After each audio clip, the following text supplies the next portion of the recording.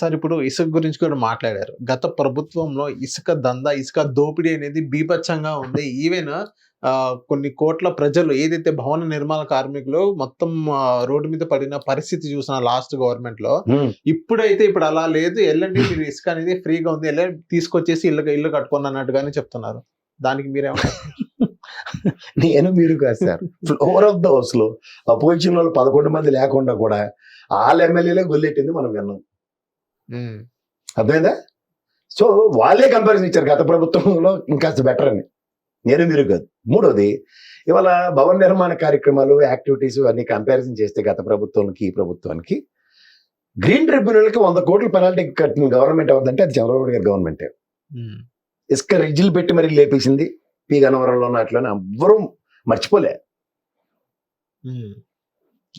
Rajahmundry Rajanagaram MLA పరిస్థితి కూడా అందరికీ తెలుసు, ఎంత ఇసుక దోపిడీలో ఏంది కథ అనేది. ఇవాళ కొత్తగా నేను మీరు ఎప్పటికీ జరుగుతానంటే సార్, నేషనల్ రిసోర్సెస్ ని ఎత్తుకెళ్ళడంలో భగవంతుడి బిడ్డలు చాలా మంది ఉన్నారు. అవును, దేవుడి బిడ్డలు మనం కాపాడలేము. సార్ ఈ మళ్ళీ చంద్రబాబు నాయుడు గారు ఏమన్నారంటే 10 లక్షల కోట్లు అప్పు చేశారు గత సంవత్సరం.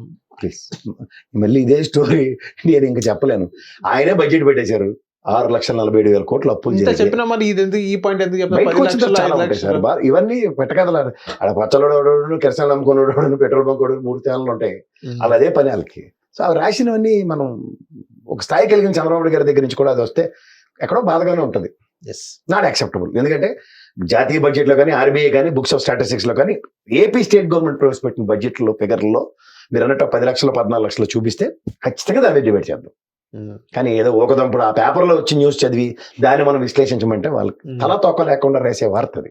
ఒక ఎపిసోడ్ సినిమా డైరెక్టర్ స్క్రిప్ట్ ఉండొచ్చు అండి, సడన్ గా బ్రహ్మానందం దింపి కామెడీ చేయించండి రా అన్నట్టు. అలాగే హిట్ టీవీ యాప్ ని డౌన్లోడ్ చేసుకోండి. ఇందులో short news, live news, entertainment movies అన్ని అవైలబుల్ గా ఉన్నాయి. Please download hit TV app.